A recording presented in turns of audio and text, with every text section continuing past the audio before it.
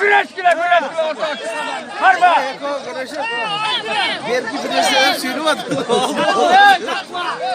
Markı nastroyu istedi ne var? Gel. Gel. Markı nastroyu dedi belki sürüyordu.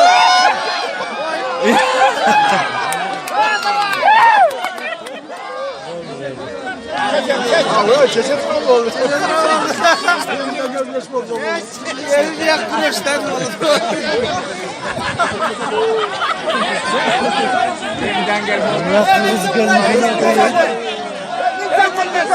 Ya koşun ya, hakikaten koşun.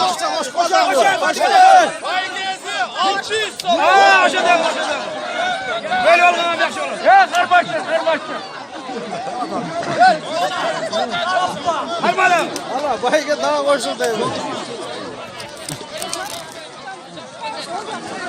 Ya kanı. Harba.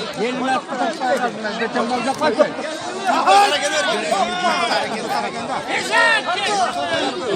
Ha!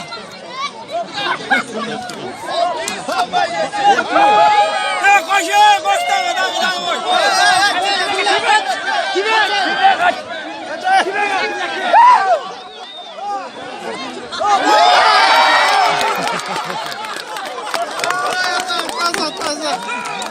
Taza. Ya boğdu kaçar. Ece oruç getirme.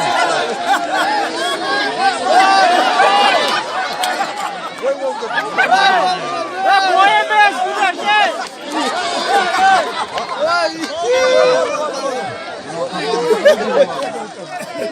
Ya boğayamaz.